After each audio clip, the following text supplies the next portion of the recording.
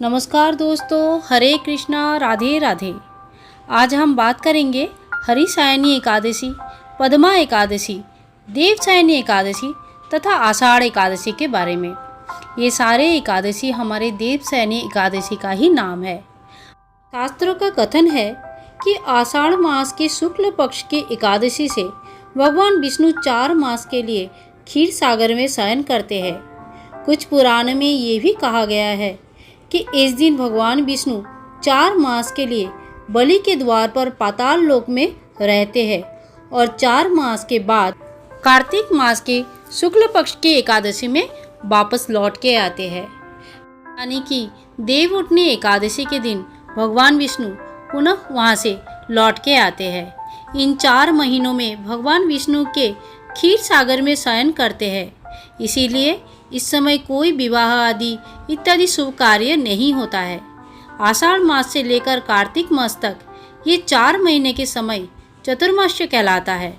इन दिनों में साधु एक ही स्थान पर रहकर तपस्या करते हैं। शास्त्रों में और पुराणों में इस एकादशी का बहुत ही ज़्यादा महत्व वर्णित है।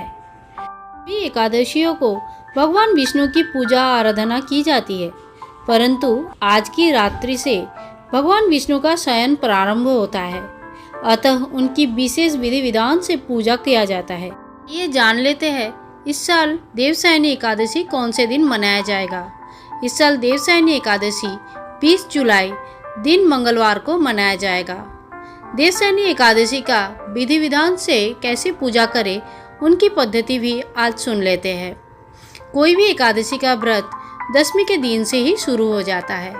दशमी के दिन ब्रह्मचर्य का पालन करते हुए भूमि शयन करना चाहिए और सूर्यास्त के बाद कभी भी अन्न भोग ग्रहण नहीं करना चाहिए। अगर हो सके तो सूर्यास्त से पहले ही भोजन ग्रहण कर लेना चाहिए। अगर रात को आपको भोजन करना ही है तो फलों का रस, फल या जूस वगैरह कोई भी लिक्विड सात्विक भोजन करना चाहिए। दशमी के दिन कभी भी लहसुन प्याज का परहेज होना चाहिए तथा लहसुन प्याज वाले खाना या कोई भी प्रकार का तामसिक भोजन का ग्रहण नहीं करनी चाहिए। दशमी के दिन से ही आपको सात्विक आहार और ब्रह्मचर्य का पालन जरूर करनी चाहिए। कहा जाता है सभी एकादशियों व्रत पालन करने वाले जो मनुष्य शुक्ल पक्ष तथा कृष्ण पक्ष के दोनों एकादशियों का व्रत पालन करते हैं विधि विधान के साथ, उन सारे मनुष्यों के ऊपर भगवान बहुत प्रसन्न रहते हैं और इन सभी मनुष्यों को भगवान के आशीर्वाद प्राप्त होते हैं। यह जीवन में सर्वथा सुख समृद्धि मिलती है तथा मृत्यु के बाद मोक्ष लाभ होती है।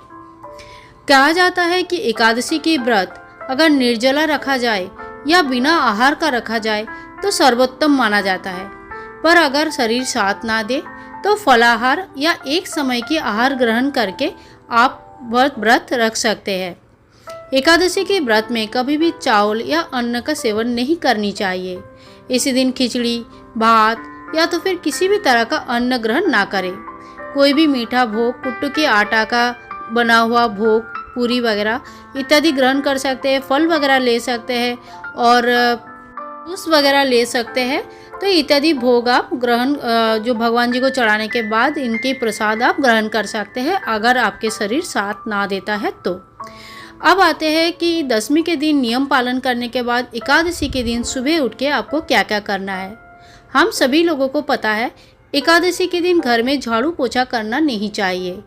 मान्यता है कि इसी दिन झाड़ू पोछा करने से घर के छोटे छोटे कीड़े मकोड़े या फिर जो चींटी वगैरह होता है उसको आघात लग सकता है या तो फिर मृत्यु तक हो सकता है और इसमें एकादशी में पाप लगती है। इसीलिए अगर आपको दशमी के दिन ही घर साफ सफाई कर ले अच्छे से, अगर संभव नहीं है तो एकादशी के दिन सूर्योदय से पहले उठ के घर साफ सफाई कर ले, उसके बाद स्नान आदि कंप्लीट कर ले। स्नान होने के बाद एक शुद्ध वस्त्र धारण करें, कोई भी धोआ हुआ अच्छे वस्त्र, और इनकी ध्यान रखें काला, नीला इत्यादि डार्क कलर का कपड़े ना पहने। जो पीला कपड़े होते हैं, पिंक कलर के होते हैं, सफ़ेद कलर का, ऑफ वाइट कलर का कपड़े होते हैं, ऐसे कपड़े पहनना चाहिए। और फिर आपको सबसे पहले भगवान सूर्य को पानी चढ़ाना चाहिए।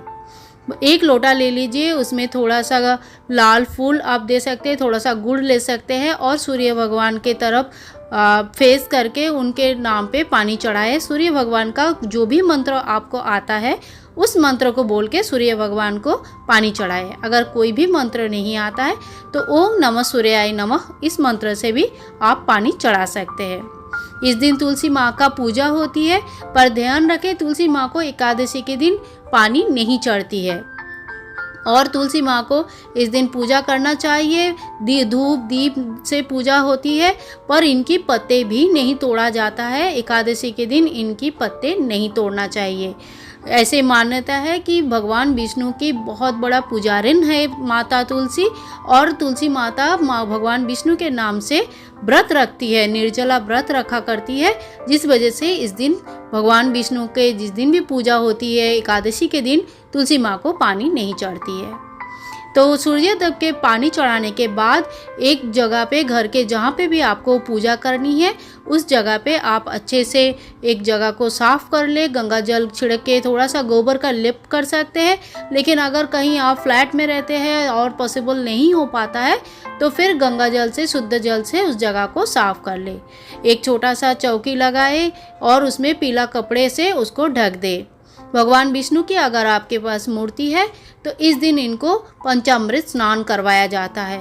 दूध, दही, घी, शक्कर और इसमें तुलसी पत्ते मिला के पंचामृत बनाए, भगवान जी को बहुत ही प्यार से इनको स्नान करवाए। भगवान विष्णु के साथ अगर आपके लक्ष्मी माता की भी मूर्ति है और जुगल जोड़ी के रूप में दोनों स्थापित है तो इस दिन दोनों के साथ में पूजन करें। कभी भी माता लक्ष्मी और भगवान विष्णु जब साथ में होते हैं तो उनकी साथ में पूजा किया जाता है, अलग अलग नहीं किया जाता है। भगवान विष्णु का बढ़िया पंचामृत स्नान करवा के इनको आसन ग्रहण करवाए।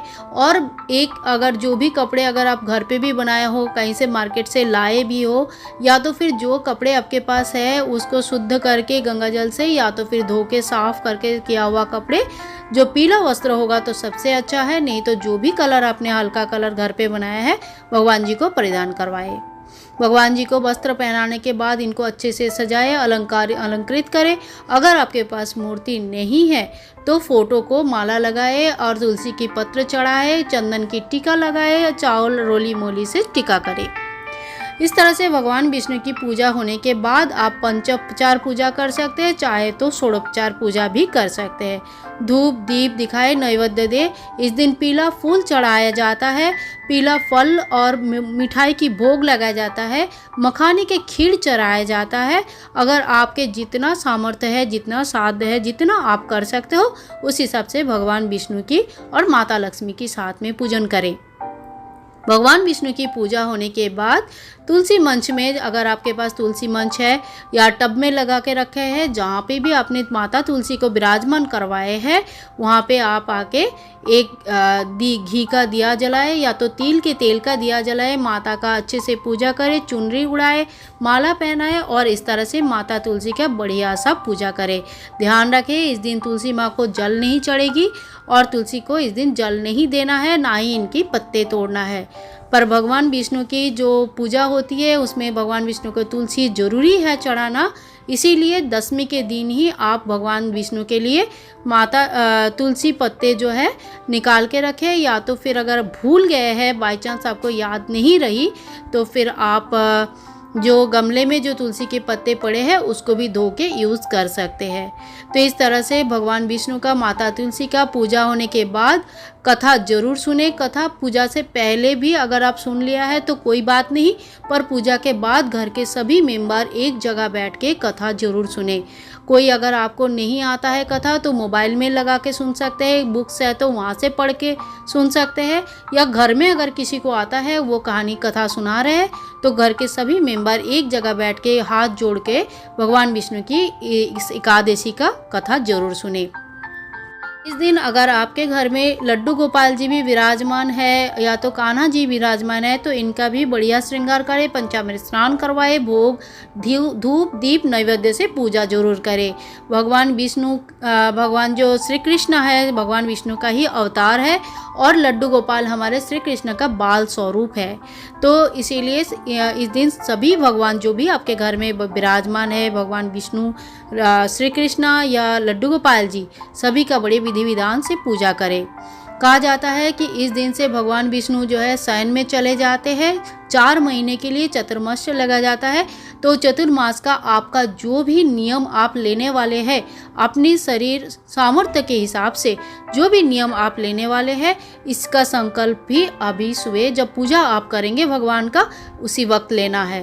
भगवान विष्णु से दोनों हाथ जोड़ के प्रार्थना करें कि भगवान, हम ये नियम अपने चतुर्मास के लिए, ये नियम मैं ले रही हूँ अपने लिए, आप मुझे इतना शक्ति दे, इतना आशीर्वाद करें कि बिना विघ्न से मैंने ये नियम पूरी कर पाऊँ। इसके बाद चलिए शाम तक पूजा करना कैसे है। शाम को आपको फिर से धूप दिया नैवेद्य से पूजा करनी है भगवान विष्णु की, और माता तुलसी के सामने भी शाम को दिया जलाना है।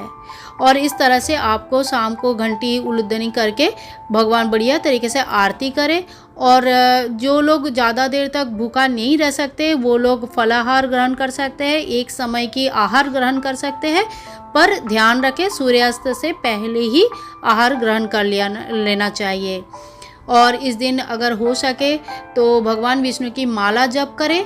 दिन भर माला जप करने के लिए या तो भगवान विष्णु का नाम लेने के लिए आपको कभी एक जगह पे बैठ के ऐसा करना ऐसा ज़रूरी नहीं है। काम करते करते भी मन ही मन अगर भगवान का नाम आप मन ही मन बोल रहे हैं तो उससे भी भगवान बड़े प्रसन्न होते हैं। ऐसा बहुत घरों में होता है कि उनको इतना समय नहीं मिल पाती है, घर में बच्चे रहते हैं और भी बड़ी फैमिली भी होती है और भी काम भी रहता है।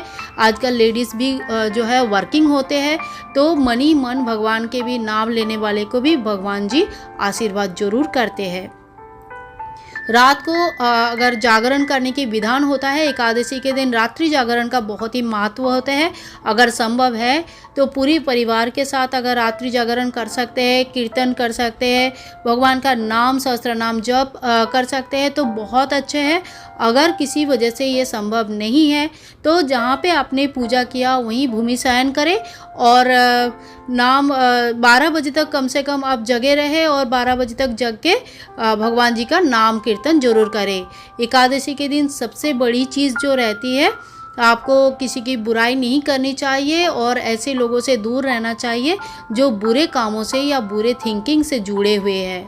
आपको हमेशा लोगों की भलाई के बारे में सोचना चाहिए। कोई भी एकादशी हो चाहे किसी भी समय हो, दान का बड़ा महत्व होता है। ऐसा नहीं कि खाली एकादशी के दिन दान कर दिया और करना होता है इसीलिए किया। ऐसा सोचिए कि आपके दान की वजह से किसी का भला हो रहा है, तो आपको पुण्य मिले या ना मिले, सामने वाले को अगर भला होता है, इस मन से दान करेंगे तो भगवान बड़े प्रसन्न होते हैं। ऐसा नहीं कि खाली मुझे पुण्य लाभ होगा इसीलिए मैं दान कर रही हूँ या दान कर रहा हूँ, ये मुझे सही नहीं लगता है। तो दोस्तों, दान का जो भी सामग्री आपने लिया है वो पारण के पहले ही आपको किसी को दान कर देना चाहिए। अगर संभव नहीं है तो दान का जो सूखा भोग है, जो चावल आलू या फल वगैरह, पैसे, दक्षिणा जरूर रखें दान के सामग्री में। तो ये सब सामान पहले अलग करके रख दें, जब भी आपको समय मिले आप वो दान कर सकते हैं। दान के सामान अलग करने के बाद ही पारण करना चाहिए। पारण हमेशा पारण मुहूर्त में ही करना चाहिए। नॉर्मली ये समय 5 बजे से 8 बजे के बीच में ही आता है, यानी कि सूर्योदय से लेकर 8 बजे तक का समय आ जाता है। 10-15 मिनट का आगे पीछे थोड़ा बहुत होता है, जो कि हर एकादशी में समय देख के हम कर सकते हैं। दोस्तों, पारण के बाद तुरंत तुलसी दल युक्त पानी आपको लेनी है और उसके बाद भोग ग्रहण करने के बाद बाकी दिन का जो दिनचर्या आपका अपना खुद का रहता है वो कर सकते हैं। और द्वादशी के दिन सुबेरे पारण से पहले आप भगवान विष्णु का तुलसी पत्र से और धूप दीप नैवेद्य से पूजा जरूर करके रखें। तो दोस्तों, इस तरह से भगवान विष्णु की पूजा होती है। मैंने देवशयनी एकादशी की पूजा विधि आपको पूरा बताया। अब बहुत लोग ये करते हैं, क्योंकि ये शयन एकादशी है, बहुत लोग खाली मानसिक रूप में इनको शयन करवाते हैं, जैसे कि मन ही मन बोलते हैं भगवान विष्णु आप की पूजा मैंने यथासंभव हृदय से और अपने सामर्थ्य के हिसाब से मैंने किया है। हे प्रभु, मैं अपने दोनों हाथ जोड़कर आपसे विनती करती हूँ या विनती करता हूँ कि आप कृपया शयन करें, सज्जा ग्रहण करें और हमारे एकादशी की व्रत को पूर्ण करने में हमारी सहायता करें। और कोई कोई जो है सफ़ेद चादर के बिस्तर लगाते हैं और मन ही मन भगवान को शयन करवाते हैं। इसको मानसिक शयन भी कहा जाता है।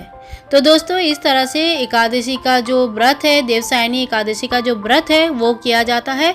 इस समय जो ये चतुर्मास के जो समय है, देवसायनी एकादशी से लेकर देवउठनी एकादशी तक, इस समय विवाह आदि कोई भी उपनयन या अन्नप्राशन वगैरह कोई भी इस तरह का मंगल कार्य नहीं होती है। पर इस समय जो है भगवान का पूजा अर्चना में लीन रहना, भगवान के नाम जप करना और चतुर्मास के जो नियम लेना उसको कंटिन्यू करना बहुत ही महत्व रखते हैं। दोस्तों, आशा करती हूँ आज के ये वीडियो आपके लिए इन्फॉर्मेटिव रहा होगा और भगवान की कथा मैं नेक्स्ट वीडियो में ज़रूर सुनाऊंगी, जो एकादशी की कथा है। आशा करती हूँ ये वीडियो आप लोगों को अच्छा लगा है।